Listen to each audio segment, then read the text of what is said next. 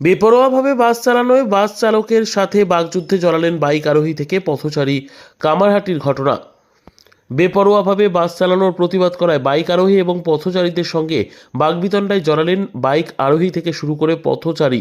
দক্ষিণেশ্বরের দিক থেকে বিটি রোড ধরে কামারহাটির দিকে যাওয়া একটি বাস বেপরোয়াভাবে চালানো হচ্ছিল বলে অভিযোগ।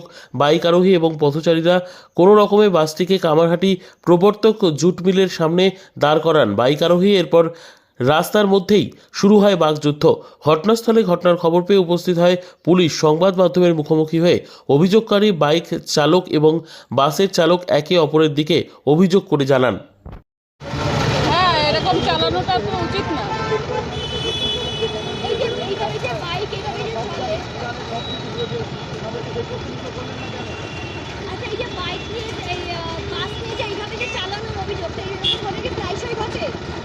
হ্যাঁ, প্রায়ই ঘটে। হ্যাঁ, বাস এখন খুবই খারাপ চালায়। আপনি কি এলাকারই বাসিন্দা? না না, একটু ভেতরের দিকে আছে। না, সেক্ষেত্রে আপনি এরকম দেখেন, শোনেন এখানে এরকম ঘটে। এখানে প্রায়ই ঘটে। তাহলে যাত্রীরা যারা পথচারী তারা আতঙ্কিত হয়ে পড়ে। হ্যাঁ, আতঙ্কিত তো থাকবেই। তুমি 3.5 ঘন্টা চালাও? হ্যাঁ, কোথা থেকে আসছি? আমি কামালগাছি থেকে আসছি, গড়িয়া কামালগাছি। মানে এই রুটেই বাস চলে? হ্যাঁ, এই রুটেই বাস চলে। তো এর আগে কি এরকম কখনো ঘটেছে? মানে এরকম না না না না না না না। কিন্তু পুলিশ বললো এটা তো এই রুটের বাস না। আরে বললাম কি, বুঝতে পারলেন? এটা ডানলপ থেকে চলে যায় ওদিকে। এটা আমাদের কাজ করানো হবে রথতলা পাম্পে। 11 নম্বর থেকে গাড়িটা ঘোরাচ্ছিলাম। ওনার বক্তব্য হলো, তুমি যে দাঁড়িয়ে পড়লে, ঘুরলে না কেন? আমরা সিগন্যাল, আমি যে সিগন্যাল আটকে গেলাম, সিগন্যালটা ব্লক হয়ে গেল। এটা ওনার বক্তব্য। আপনি কি বাস চালানোর সময় ফোনে কথা বলছিলেন? কেন ফোনে? সিগারেট খাচ্ছিলেন? কেন ফোনে কথা বলতে যাবো? মালিকের সঙ্গে এখন 9 মিনিট ধরে কথা চলছে। অভিযোগ করলে মানুষ অনেক অভিযোগ করতে পারে। আচ্ছা, তাহলে কি বলবেন এখন? হ্যাঁ ওনাদের সাথে কথা হয়েছে এই বিষয়ে? হ্যাঁ, ওর দাদা উঠে আমার সাথে কথা বললো তো। এখন কি করবেন আপনারা? কী করবো? গাড়ি কাজ করবো, গাড়ি কাজ করে আবার টিপে যাবো, আবার গড়িয়ে যাবো। তার সাথে এইমাত্র তর্ক করলো। হ্যাঁ, অবশ্যই। অত্যন্ত চড়াও হলো। আপনাকে এই বিষয়ে লিখিত অভিযোগ করবেন? অবশ্যই করবো। আমি যখন বাসে ঢুকেছি, কন্ট্রাক্টরকে আমি সমানে বলছি, ওনার হাতে সিগারেটটা নামাচ্ছে না, বলছে সিগারেট খাচ্ছে। আপনি কি প্যাসেঞ্জার? যে আপনার অসুবিধা হচ্ছে, কেন খাবে? আমি যখন ওখানেও দাঁড়িয়ে ওনাকে বললাম যে আপনি কানে হেডফোন দিয়ে রেখেছেন, উনি বলছে হ্যাঁ আমি কানে হেডফোন দিয়ে রেখেছি। তারপরে উনি ফোন করেছে, তার আগে উনি ফোনে কথা বলছিলেন না। ইভেন যখন আমি দাঁড়াতে বললাম ওনাকে যেখানে দাঁড়ান, উনি দাঁড়াবেন না, সাইডে চলুন।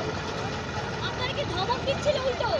ধমক তো উনি দেয়নি, উনি সমানে বলে যাচ্ছে না আমি মদ খেয়ে নেই, আমি দাঁড়াতে পারবো না, আমি এই করতে পারবো না, সমানে বলে যাচ্ছে। ইভেন সিগারেটটাও হাত থেকে ফেলছে না। একটুখানি ভদ্রতা নেই যে একটা মেয়ের সাথে কিভাবে কথা বলতে হয়। উনি কি মদ্যপ অবস্থায় রয়েছে? সেটা এখন পুলিশ আসলেই বোঝা যাবে। এখন তো আমরা বুঝতে পারছি না উনি মদ্যপ অবস্থায় আছেন কিনা। আপনারা কি আতঙ্কিত? আতঙ্কিত কি? এখন দেখুন, আমি যদি বাইক থেকে পড়ে যেতাম তাহলে উনি দেখতো না, উনি এইটুকুনি জায়গার মধ্যে গাড়ি ঘুরিয়ে নিত, কিন্তু 11 নম্বর থেকে উনি ঘোরাতে পারেন। সেই বিষয়ে পুলিশকে জানিয়েছে? পুলিশ আসলে অবশ্যই জানাবো। আপনার নাম? আমার নাম রূপা। 11 নম্বর, আমি 11 নম্বর থেকে আসছি। ও প্রথমে ডান দিক দিয়ে রাস্তা ক্রস করার চেষ্টা করলো। যখন সিগন্যাল ছিল, পুরো পিছনে গাড়িকে আটকে রাস্তা ক্রস করতে যেই পারলো না, সিগন্যাল হলো, ডান দিক কাটিয়ে চলে এলো। তারপর আমি ওর ডান দিক দিয়ে আসছি, ডিপার মারছি, হর্ন মারছি। ও মডেলিং করে সিগারেট খাচ্ছে, হাত এরম বের করে সিগারেট এরম ধোঁয়া ছাড়ছে। ঠিক আছে, তারপরে যখন ওনাকে জিজ্ঞেস করা হচ্ছে এখানে সাইড করে, উনি বলছে যে লেগেছে কি, লাগলে আমি দেখে নিতাম।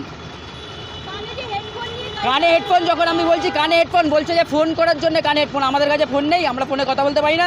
সবার কি হেডফোন লাগে কথা বলতে? এইভাবে চালাচ্ছে, আপনি তো আতঙ্কিত? সেটার জন্যই তো আমি বলছি। পুলিশ এখানে দাঁড়িয়ে আছে, পুলিশ বলছেন ওর গাড়ি আসবে, দেখি কি গাড়ি আসে। না, তাহলে তো দুর্ঘটনা ঘটতে পারতো। দুর্ঘটনা হলো, ওকে জিজ্ঞেস করুন যে ও কী করতো।